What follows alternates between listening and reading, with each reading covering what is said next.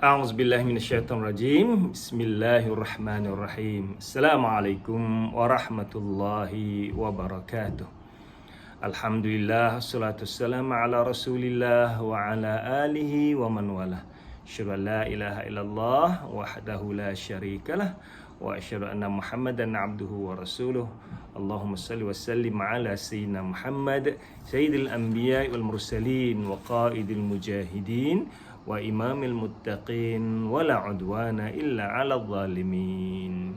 Sidang penonton yang dimuliakan oleh Allah SWT, tidak kelewatan untuk saya mengucapkan selamat Hari Raya Aidilfitri. Mohon maaf zahir dan batin atas kesilapan yang lalu. Semoga hidup kita sepanjang bulan Ramadan ini mendapat kerahmatan dan keampunan pada Allah Subhanahu wa taala, insya-Allah. Amin amin ya rabbal alamin. Sidang jemaah yang berbahagia, sidang hadirin yang dimuliakan oleh Allah SWT, pada pagi duha ini kita akan bicarakan satu tajuk yang berkaitan dengan Al-Quran, iaitu tentang bagaimana Al-Quran tetap terjaga sehinggalah sampai sekarang. Bagaimana Al-Quran tetap terjaga sehinggalah sampai sekarang. Ada beberapa poin yang saya akan sentuh satu persatu di sini untuk menjelaskan tentang hubungan Al-Quran dengan kitab-kitab sebelumnya, di mana Allah SWT telah pun mengutuskan ramai para nabi dan para rasul. Hadis yang dijelaskan oleh Abu Dzar Al-Ghifari ketika mana beliau bertanya kepada Rasulullah, "Kam nabiyun?" Wahai Rasulullah, berapakah bilangan nabi? Lalu Rasulullah SAW menjawab, bilangan Nabi ada 124,000 orang. Kemudian Abu Dzar bertanya lagi, Kamil mursalina minhum, berapakah bilangan Rasul di kalangan mereka? Lalu Rasulullah SAW menjelaskan, bilangan Rasul di kalangan mereka ada 313 orang kesemuanya. Dan daripada 313 orang Rasul yang Allah utuskan ke muka bumi ini, Allah berikan kepada mereka kitab-kitab wahyu. Inilah yang dijelaskan oleh Allah SWT dalam surah Al-Hadid ayat yang ke-25. وَلَقَدْ أَرْسَلْنَا رُسُلًا مِنْ قَبْلِكَ وَآتَيْنَاهُمُ الْبَيِّنَاتِ وَأَنْزَلْنَا مَعَهُمُ الْكِتَابَ. Wahai Rasulullah, kami telah mengutuskan rasul-rasul sebelum kamu, dan kami berikan pada mereka yang pertama al-bayyinat, iaitu mukjizat-mukjizat. Poin yang kedua, wa anzalna ma'ahumul kitab, dan kami turunkan bersama mereka kitab-kitab wahyu. Jadi para rasul yang Allah utuskan ke muka bumi ini, Allah berikan bersama mereka kitab-kitab wahyu. Namun demikian, daripada ramai 313 orang Rasul, Allah hanya menjelaskan ataupun menyebutkan 25 orang sahaja di kalangan mereka.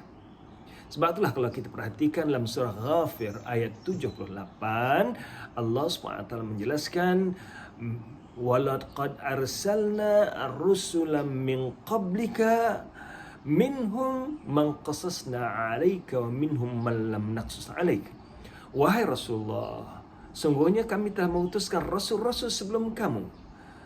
Sebahagian mereka kami ceritakan pada kamu dan sebahagiannya tidak kami ceritakan pada kamu.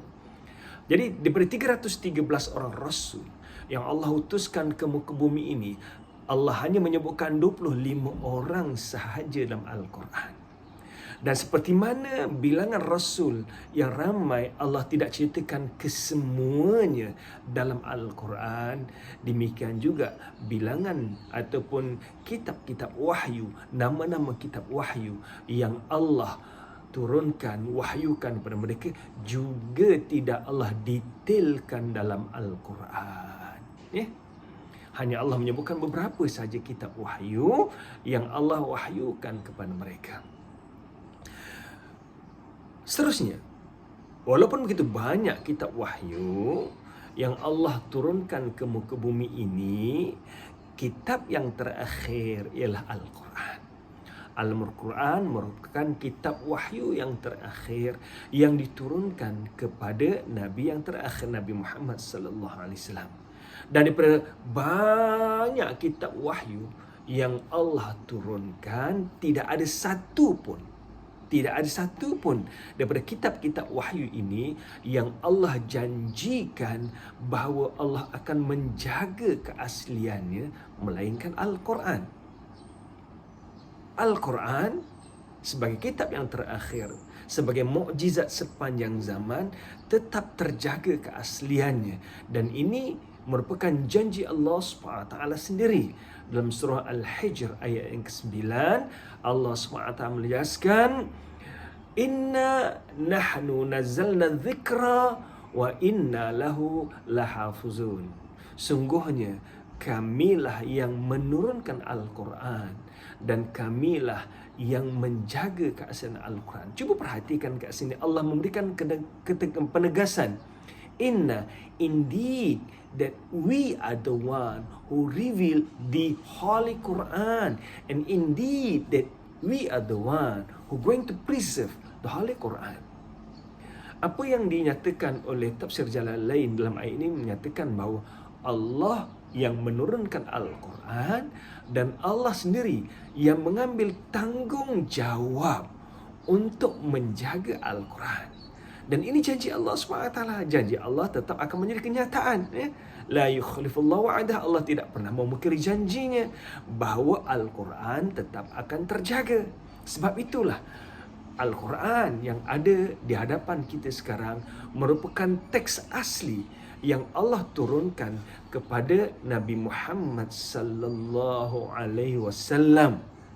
Merupakan teks asli seperti mana yang diturunkan kepada Nabi Muhammad sallallahu alaihi wasallam.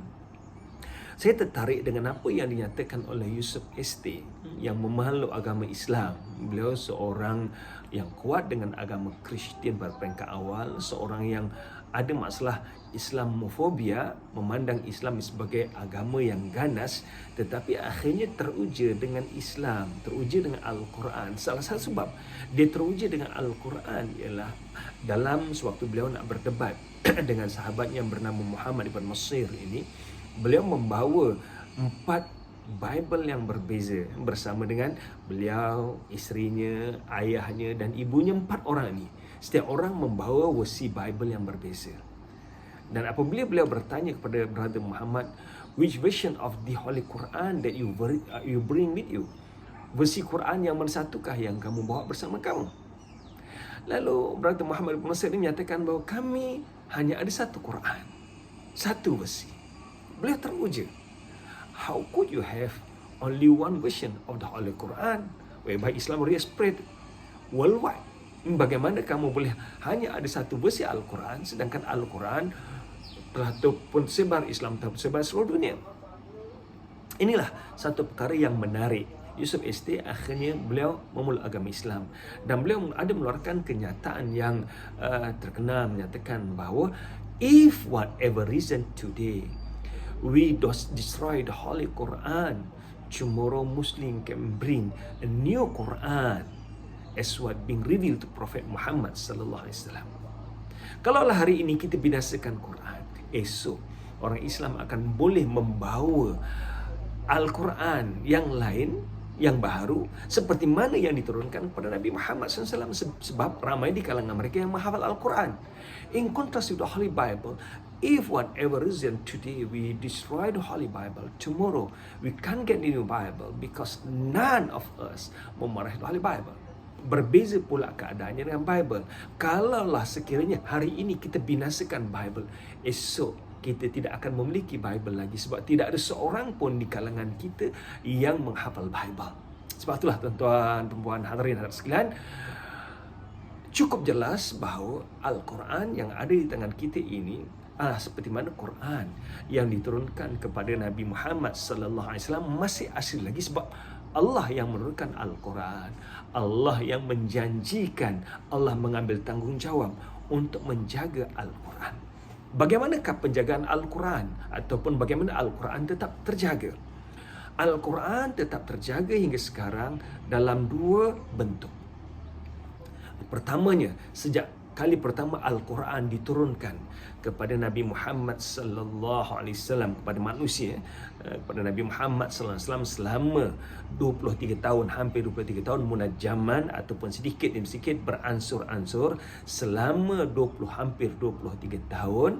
Setiap kali Nabi Muhammad sallallahu alaihi wasallam menerima wahyu daripada Jibril, menerima wahyu daripada Allah SWT melalui perantaraan Jibril, Rasulullah akan menghafal ayat tersebut.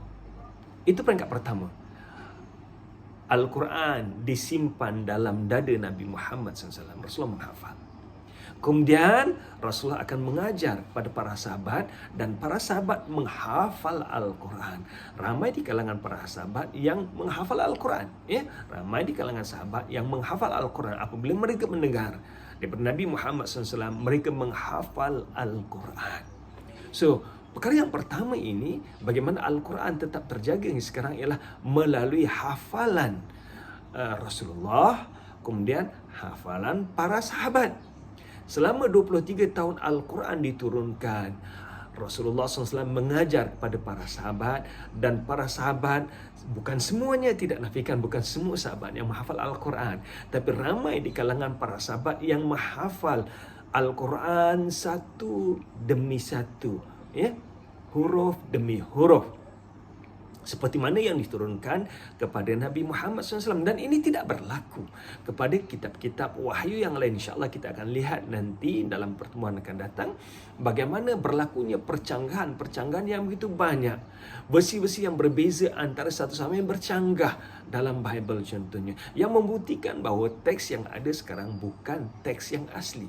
Berbanding dengan Al-Quran, kita pergi ke mana sahaja di seluruh dunia, sama ada kita di Malaysia, pergi Indonesia, pergi Singapura, pergi Filipina, pergi ke Thailand, atau kita keluar sikit pada Asia Tenggara, kita pergi Asia Tengah, kita pergi ke negara Arab, kita pergi ke Pakistan, kita pergi ke India di subkontinent country, kita pergi ke benua lain, ke Afrika, ke Mesir, ke Sudan, hatta ke South Africa, kita pergi ke Amerika Latin, ke Brazil, Argentina, ataupun kita pergi ke Amerika Syarikat, ataupun ke mana benua sekalipun, ambillah Quran. Quran tetap sama, word by words. Sebab itulah dia bermula dengan hafalan Rasulullah dan hafalan para sahabat. Kemudian para sahabat mengajar para tabi'in. Tabi'in ialah mereka yang datang, mereka yang hidup zaman sahabat. Para tabi'in menghafal Al-Quran, dan para tabi'in mengajar para tabi'in untuk menghafal Al-Quran. Generasi demi generasi, berjuta manusia jumlahnya yang menghafal Al-Quran sehinggalah sekarang. Tidak ada satu kitab di dunia, sama ada kitab wahyu ataupun kitab tulisan manusia, yang dihafal begitu ramai oleh manusia melainkan Al-Quran. Dan tidak ada kitab di dunia ini yang diambil berat, dijaga huruf demi huruf, di mana orang ramai bukan hanya sekadar menjaga di tempat yang elok, bahkan dijaga dalam dadanya, dihafal huruf demi huruf, melainkan Al-Quran sahaja. Sebab itulah tuan-tuan sekalian, di mana sahaja kita jumpa para hufaz Al-Quran, mereka boleh membaca Al-Quran dengan ayat yang sama. Bermula dari surah Al-Fatihah, diakhiri dengan surah An-Nas, huruf demi huruf sama, melainkan adanya perbezaan kiraat yang tertentu. InsyaAllah kita akan melihat dalam bab Al-Qiraat nanti, kiraat yang berbeza, di mana Al-Quran unzilatul Quran ala sab'ati ahrufin, Quran diturunkan dengan kiraat yang berbeza, dengan huruf 7 huruf yang berbeza. Jadi perbezaan sedikit tentang kiraat sahaja, namun yang lain huruf demi huruf tetap sama. Itu yang pertama. Kemudian yang kedua, bagaimana Al-Quran tetap terjaga ialah dengan penulisan Al-Quran.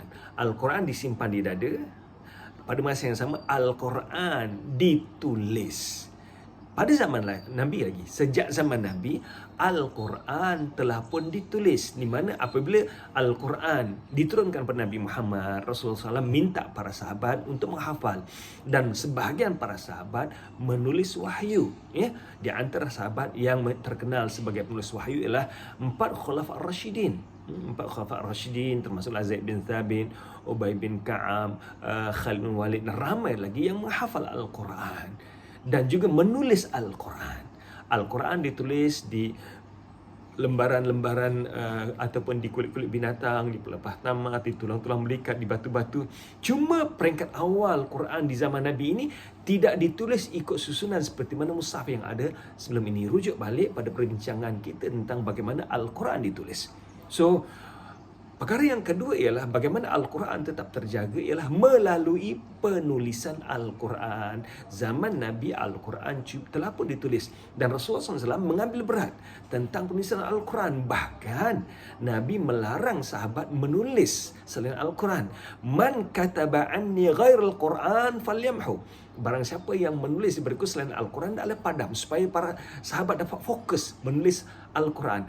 Para ulama dalam menafsirkan hadis ini menyatakan bahawa Rasulullah tidak mahu pemikiran sahabat ini bercampur aduk di antara hadis dan Al-Quran, supaya dapat fokus menulis Al-Quran saja. Lantaran itulah Rasulullah SAW mengarahkan di peringkat awal penulisan Al-Quran, barang siapa yang menulis diberiku selain Al-Quran, adalah padam, supaya sahabat dapat fokus menulis Al-Quran.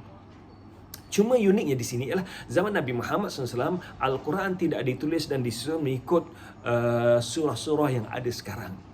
Kemudian rujuk balik perbincangan kita tentang bagaimana penulisan Al-Quran, sebab saya tidak akan pergi detail, cuma nak gambarkan sedikit gambaran bagaimana Al-Quran ditulis zaman Nabi. Kemudian Al-Quran ditulis zaman Sayyidina Abu Bakar kali pertama dalam bentuk susunan yang ada sekarang, cadangan yang diberikan oleh Umar Al-Khattab selepas beliau melihat ramai di kalangan para hufaz yang syahid dalam peperangan. Para hufaz yang syahid dalam peperangan yang mamah lebih kurang 500 hingga 600 sahabat yang hafal Al-Quran syahid dalam peperangan ini. Maka Umar mencadangkan pada khalifah yang pertama ketika itu, Abu Bakar, untuk menulis Al-Quran disusun mengikut aturan seperti mana yang telah pun diaturkan oleh Rasulullah SAW mengikut tadarus dengan Jibril. Jibril bacakan kepada Nabi Muhammad. Susunan Al-Quran tidak mengikut seperti mana Al-Quran diturunkan, tetapi susunan ini adalah mengikut susunan yang telah diaturkan oleh Jibril. Dibacakan Jibril kepada Nabi Muhammad dalam tadarus baginda 2 tahun yang terakhir, mengikut susunan yang ada sekarang daripada surah Al-Baqarah sampai surah An-Nas, mengandungi 114 surah kesemuanya. Jadi penulisan yang kedua zaman Abu Bakar. Kemudian apabila berlakunya orang ramai membaca Al-Quran mengikut dialek masing-masing, tidak seperti mana dialek yang diturunkan kepada Nabi Muhammad SAW, menyebabkan Huzaifah bin Yaman merasa bimbang akan bercampur aduknya dengan Quran yang dialek-dialek yang tidak mutawatir ataupun tidak diturunkan wahyu mengikut dialek tersebut, dibaca ikut dialek tertentu. Contoh yang mudah lah, contoh yang mudah, dialek kat Malaysia ni kita banyak. Bahasa Melayu biasa sebutkan kamu mau ke mana? Kamu mau ke mana? Kamu hendak ke mana? Ini bahasa biasa. Tapi kalau kita tengok orang Sarawak kata sini kita, sini kita. Orang KK pula, mana kau? Mana kau? Orang utara pula, hang pi mana? Hang pi mana? Kita lihat dialek orang Terengganu berbeza, dialek orang Kelantan berbeza, dialek orang utara berbeza, termasuklah juga daripada rumpun bahasa Melayu, Banjar, Bugis, Jawa dan sebagainya, ada dialek yang berbeza. Jadi ada di kalangan sahabat ni membaca Al-Quran mengikut dialek mereka sendiri yang tidak diturunkan pada Nabi Muhammad. Lantaran itulah pada tahun 25 Hijrah, Huzaifah bin Yaman mencadangkan pada khalifah ketika itu, iaitu Uthman bin Affan, untuk menulis kembali Al-Quran dan disertakan dengan qiraat-qiraat yang mutawatir seperti mana yang diturunkan kepada Nabi Muhammad SAW. Dan sempurna penulisan Al-Quran yang akhirnya dikenali sebagai Resam Utsmani ini, dan terdapat 6 nuskhah di ketika itu, satu dihantar ke Kufah, satu dihantar ke Basrah, satu ke Mekah, satu ke Madinah, satu ke Damsyik, dan satu lagi disimpan oleh Sayyidina Uthman sendiri, yang akhirnya Quran yang bersebar seluruh dunia ini dikenali sebagai Resam Utsmani. So Al-Quran tetap terjaga daripada zaman Nabi Muhammad dengan hafalan Al-Quran di kalangan para sahabat, kemudian diikuti para tabi'in, tabi'in dan salafus salih sampai sekarang berjuta manusia menghafal Al-Quran. Demikian juga Al-Quran tetap terjaga sejak zaman Nabi Muhammad SAW dengan penulisan. Al-Quran dituliskan mengikut waktu ia diturunkan zaman Nabi, kemudian disusun semula dalam bentuk satu mushaf yang lengkap, disusun mengikut urutan yang ada sekarang, mengikut tadarus yang dilakukan oleh Jibril dengan Nabi Muhammad, bermula dengan surah Al-Fatihah sampai surah An-Nas, kemudian ditulis sekali lagi zaman Sayyidina Uthman dengan kiraat-kiraat yang berbeza, sehinggalah Al-Quran tersebar seluruh dunia seperti mana yang ada sekarang, dengan semua bentuk yang sama, tidak ada percanggahan. Inilah yang Allah sebutkan dalam surah At-Tur. Kita lihat Allah SWT sebutkan Wat-Tur wa kitabim mastur fi raqqim mansyur. Allahu Akbar. Wat-Tur, demi bukit Tur Sinar, wa kitabil mastur, dan demi kitab yang tertulis, fi raqqim mansyur, di atas lembaran-lembaran yang kemudian diterbitkan. Zaman Nabi, Quran belum lagi diterbitkan dalam bentuk mushaf, tapi Al-Quran telah pun describe bahawa kitab ini yang tertulis di atas kertas dan kemudian diterbitkan dan disebarkan seluruh dunia. Dan kita lihat sekarang ini Al-Quran tersebar di seluruh dunia. Di mana saja kita pergi di seluruh dunia, kita akan jumpa Al-Quran yang sama. Di mana kita pergi, Quran yang sama, daripada huruf demi huruf, bermula dari surah Al-Fatihah sampai surah An-Nas, 114 surah, huruf demi huruf sama.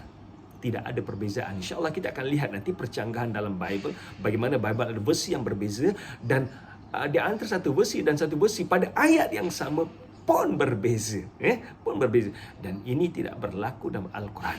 Dengan ini Al-Quran tetap terjaga daripada diturunkan kepada Nabi Muhammad sallallahu alaihi wasallam sampailah zaman kita sekarang, dan Al-Quran terus akan terjaga hingga hari kiamat. Cumanya bagaimana Allah menjaga Al-Quran ini melalui wasilah ataupun perantaraan manusia. Allah akan menjadikan beberapa orang manusia yang akan menjaga Al-Quran. Allah akan menjaga agama ini dan juga Allah menjaga Al-Quran. Seperti mana Allah sebutkan, ya ayyuhalladzina amanu man yartadda minkum an dini fasawfa ya'tillahu biqaumin. Wahai orang beriman, andai kata kamu nak engkar ataupun kamu nak berpaling ataupun kamu nak meninggalkan agama ini, kamu nak murtad, Allah akan gantikan kamu dengan satu kelompok yang lain, di mana mereka ini mencintai Allah dan Allah cinta pada mereka. Berarti tuan-tuan, Bapak sekalian, Al-Quran dan juga agama ini akan tetap dijaga oleh Allah SWT. Persoalannya, siapa yang akan menjaga? Kita ataupun orang lain? Kalau kita yang menjaga Al-Quran, maka kita akan mendapat rahmat daripada Allah SWT. Sebab sebaik-baik manusia, khairukum man ta'allama al-Qur'ana wa 'allama. Sebaik-baik kamu ialah orang yang menjaga yang mempelajari Al-Quran dan menyampaikannya kepada orang lain. Tetapi kalau kita milih diri kita untuk tidak bersama Al-Quran, Allah akan ganti dengan kaum yang lain. Na'udzubillah, minta Allah tidak jadikan kita terkeluar daripada kelompok yang menjaga Al-Quran. Jadi Allah akan menjadikan ada kelompok manusia akan terus menjaga agama ini dan menjaga Al-Quran hingga hari kiamat. Tetap akan ada. Dan Rasulullah SAW sendiri bersabda tentang bagaimana Allah menjaga ilmu ini. Innallaha la yaqbidu ilma intiza'an, walakin yaqbidul ilma biqabdil ulama. Allah tidak mencabut ilmu ini daripada muka bumi dengan Allah naikkan ilmu ke langit. Tidak. Tetapi Allah mencabut ilmu dengan Allah mematikan para ulama.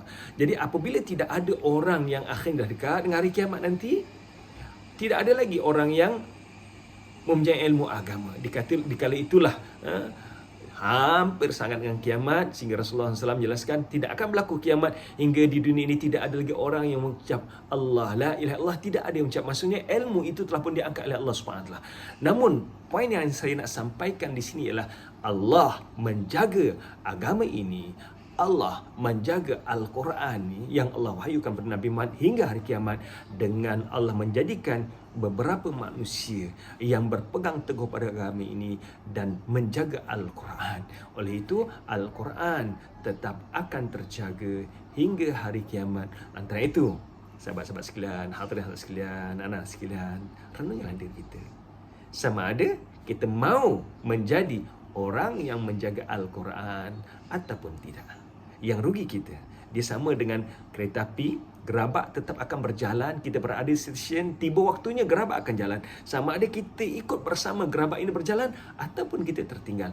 Al-Quran tetap akan terjaga sama ada kita yang mengambil kesempatan ini untuk mengambil rahmat, keampunan, kerahmatan, keberkatan, lindungan pada Allah SWT dengan kita menjadikan manusia yang menjaga Al-Quran, ataupun kita meninggalkan Al-Quran. Na'udzubillah min dzalik. Moga-moga Allah berkati hidup kita semua. Sekian saja untuk kali ini dalam perbincangan kita bagaimana Al-Quran tetap berjaga.